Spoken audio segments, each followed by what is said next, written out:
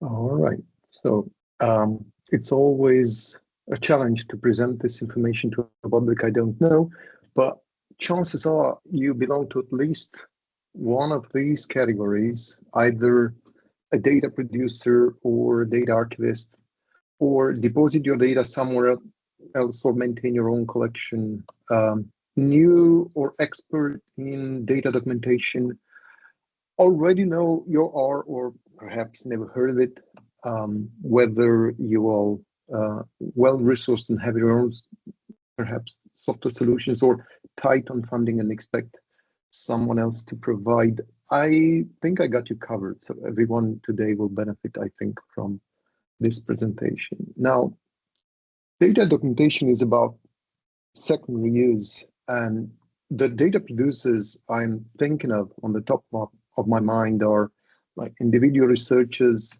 research institutions, government agencies, and even public and large. They all need to maintain a structured collection of their data should they need those. And when I talk about data, it's actually a package, just like Mahmoud said. It's a package of data and the so-called metadata. So the data is basically worthless without the information about it. And this kind of metadata package is comprised of the data set with properly labeled variables and values, clean from defections, and information about the study, when was data collected, on which geographic region, using what sampling procedure, etc. All of these information are essential to make sense of the data and allow comparative research over time and space. Now, I very much liked what I saw in my mood presentation, and I'm actually going to try it myself. But the dream goal I have, and this is coming from my experience as both researcher and data archivist, the dream goal that I personally have is to build a single cross-platform, self-contained, open source software that would work out of the box and allow anyone, it doesn't matter whether they are researchers or archivists, to fully populate a DDI codebook file. There are solutions around that you have just seen, most even open source, many of them even online, and that is great for researchers. But as far as I know, none tick all of these boxes, especially working out of the box. It really is about an ability to work out of the box, independent of any complex IT infrastructure, and that is what I think is very, very important.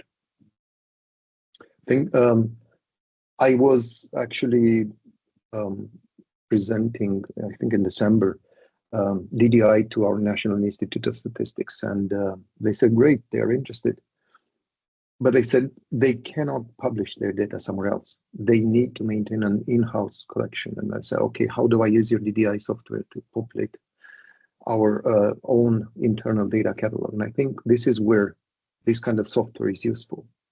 Now, once upon a time, as you have seen, many people are nostalgic about Nestor. This kind of software ticked most, but not all of the previous boxes that I showed.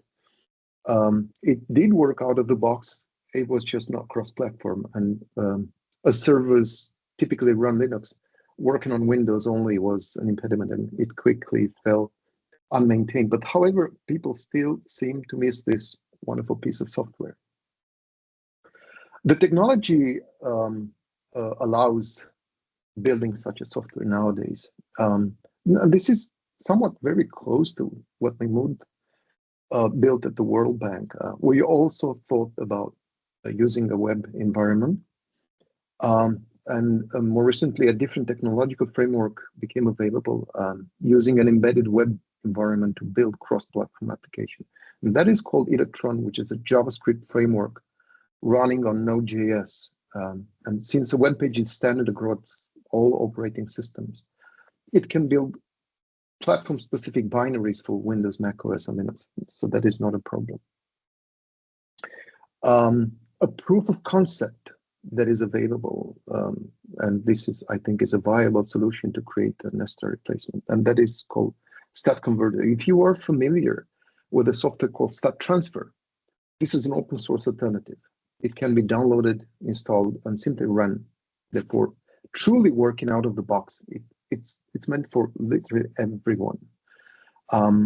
And most importantly, it can convert statistical packages like SPSS data sets and stores, data or SAS or even Excel to DDI codebook. And this is the first, I think, the first step towards a necessary replacement. Until such a replacement that would work out of the box will be built, my presentation today will focus on how to document data using R. R is a command line package, but nevertheless very powerful. In fact, StatConverter uses this very package called DDIwR because it has R embedded within the application, StatConverter. And this package, DDIwR, has a wealth of commands to extract the metadata and fully populated DDI codebook file. We also use R, not XML, but we can also build, import and export XML, of course. Now, DDI is based on XML, and the structure of an XML element looks like this. This is an XML element, a DDI codebook file, in a DDI codebook file. And on the screen, you can see this. It has an attribute and a content. This is the label element. This is a more complex nested DDI element called category, and this has two children, the category value and its associated label. And on the screen, you can see the corresponding structure in R. It's called a list in R, with both the $sign and the double square brackets signal the same thing, that is a list component, like a branch of a tree. Now, populating such a list has two main approaches. Starting from the top, one can create the root element, the codebook element itself, and gradually add children and the children of those children and the children of those children, and etc. to allow to fully populate a DDI codebook file. But this, I think, is tedious. And for instance, if you want to document the downmost child, you have to know the entire tree structure in order to reach that element. By contrary, using a bottom-up approach, this is a different one. You want to create and use only what you need. So starting from the bottom, first create the element that you really are interested in, and then add those children to their respective parents, and then add those parents to their parent, and finally add the whole clan to the topmost root element codebook. This is the corresponding R code to achieve this bottom-up approach. So you can see first create the category value element, and then create the label element, and then create the parent category element having those two children. This tightly mimics the structure of the inner XML element, just using simple to use commands. So I put a lot of effort to make this process as easy as and as intuitive as possible, so that any researcher, whether or not they know DDI or not, they can just use these kinds of workflow to populate a DDI codebook file. Of course, this is a step-by-step procedure and can be tedious for manually creating elements.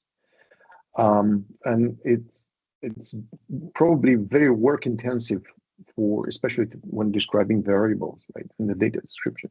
But this is not a problem to document the small parts of the codebook, like the document description or the study description. And definitely, if the information is kept into a database, there really should be no problem to create a script that would take all of this information from the database and put it into an R script like that. Now, the R package DDIwR that I built handles already DDI codebook version 2.6. So we can create 2.6, and it is capable to import and export to and from the SPSS data, SAS, R, and even Excel. It's capable of reading these kinds of metadata from these files, and it translates to an R list all of these metadata. So the work-intensive part is replaced by a simple to use R command. This is the official crawl link. It's open source, and its code can be browsed on GitHub. And apart from translating to and from all of this software, perhaps I think one of its main strengths is an ability to handle multiple missing values in R, something that is not available in late R.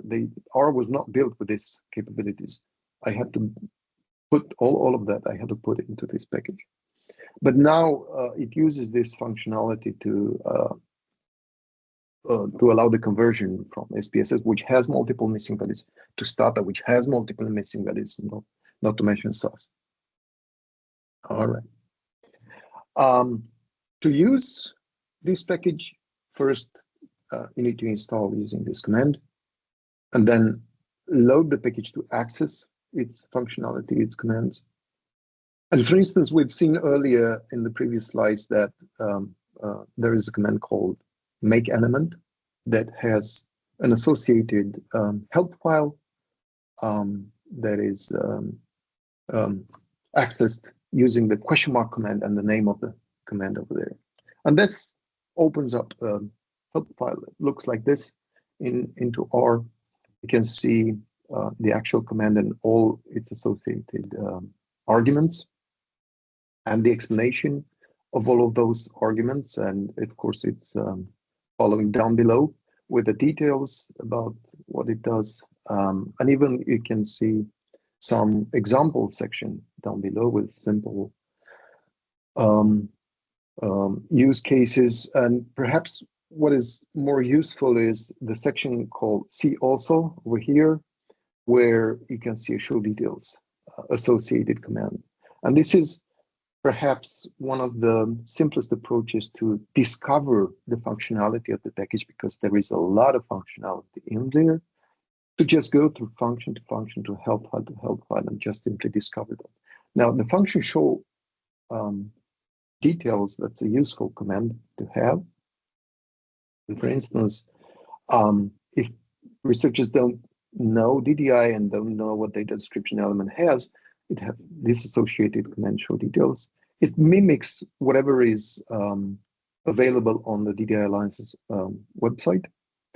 And it has exactly the same kind of information. Actually, the information in the help file is scraped from the DDI Alliance website. It has no specific, this command, it has no specific attributes, nor any concrete examples, since it's a complex element. But you can see it has 5 children, and it belongs to the root element called codebook. Another useful command is show attributes, because when the element does have attributes, now we are interested to see. So it has an attribute called missing or mistype or country.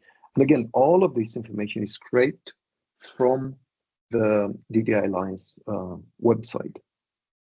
And it has much more down below because it doesn't fit into only one screen. The package also has a useful command show examples. And for instance, here we are looking at the examples of the element category.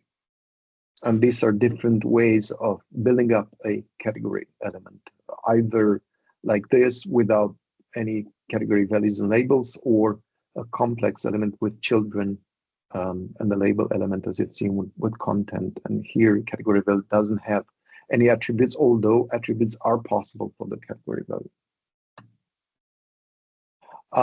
We can also look at the relationship. I mean, who are the children of the category element and who are the parents of those category elements? For instance, the element category has, again, 5 children over here, category label, a text, category statistics, and mathematical row, and it belongs to only one parent, that is the variable.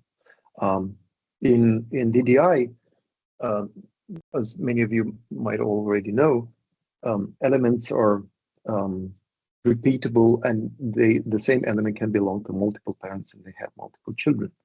In this case, the category belongs to a single parent, but for instance, text is found in many other parents. For instance, in showing lineages, we can see the element abstracted found in only one place in the codebook, and that is under study description, study info, and abstract. That's the only place we can find the abstract element. But the element text, that is found in multiple places in the study description, even in the file description, in the data description as well, and even other materials. This is a very flexible, let's say, element that is used and reused across the entire DDI codebook. And I think these kinds of useful commands are really used to discover where to document and what to document depending on what our particular interests are for some study.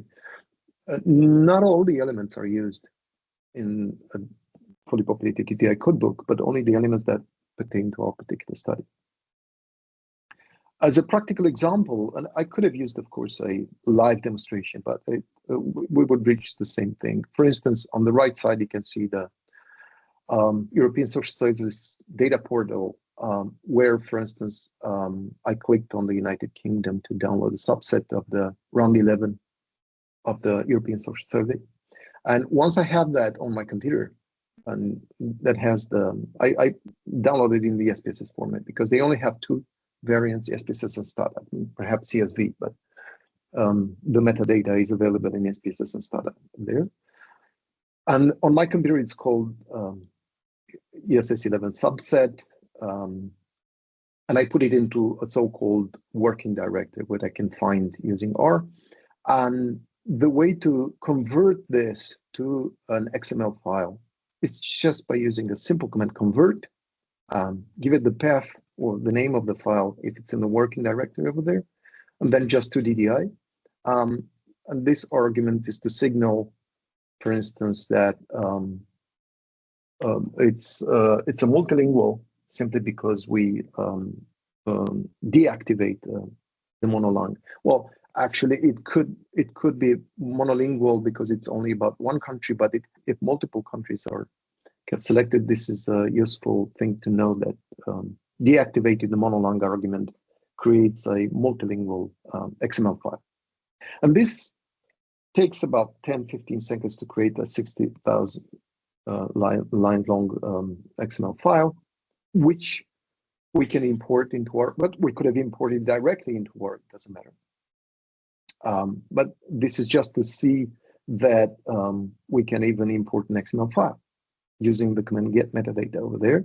And since the data description is already produced and there isn't really much else to do using in the data description file, we can just ignore it and focus on the other parts of the codebook. For instance, we can see there is no study description over here, only some basic and predefined elements in the document description and file description over here. And to populate the other parts of the codebook, again, the most labor-intensive part is the variable description, and that has been done automatically. We've taken that out of the researchers' minds, and now we only focus on the other parts of the codebook that are more important to document. For instance, we need to document the abstract, and we know the abstract is found in the study description part of the codebook, which is create an element called abstract, which has a content, and we can just put some lines over that of text. What is European Social Survey all about? And it has some attributes. For instance, the XML language is English over here, and the source, well, since I'm at the Romanian Social Data Archive, let's say source is Roda. And then I create the study info, and I add the abstract to the study info, and that is created on the fly. So you see the workflow of the commands is very, very intuitive. One doesn't need to be a programmer to use such commands. And then we create the study description part, which is the parent of the study info. And then we add the study, we added to study info, we added to the study description. And then finally, we add the study description to the codebook. And this is the way to document all of this lineage and add it to the root element codebook. We could have done it in a single command, for instance, add children. We make an element study description that has the children that we create on the fly called study info that has the children called abstract, and then we add this element called study description to the codebook. So it really is a matter of convenience on whether to use chained commands or a single one. And finally, remember, this is an R object that we can find in the R workspace we have just created previously. We can just update the XML file with the information that we have just added to the root element codebook there. So this command will actually update the XML file with the newly created information, therefore allowing researchers to concentrate on the mostly on the study description, to add information about the sampling procedure, geographical coverage, universe, who are the respondents, and so on, and leave the work-intensive part to R. For instance, this is how to convert the SPSS file directly into the DSS. And one particularity of this package is that we can embed the data set into the XML file. For instance, over here, we create the children, we add some children to the codebook file description section into the note element of the file description, and then simply update that again. And in this way, we can obtain something unique, I think, because the XML codebook file was not meant to host the dataset, but it's not a problem using this software, thus creating a package that contains both the metadata and the data in the same package, in the same XML file. And that file can be uploaded to a data repository or an in-house data collection catalog or whatever. And I hope you can see how easy I tried to create these commands to make it very, very, to ease the life of the individual researchers and even smaller data archives, because we live in a world where there are, let's say, rich institutions having access to relatively large amounts of funding, and there are not so lucky institutions around Europe that have basically access to no funding at all, and we have to cope and we have to manage. And yeah, thank you for your attention, and this is the end of my presentation.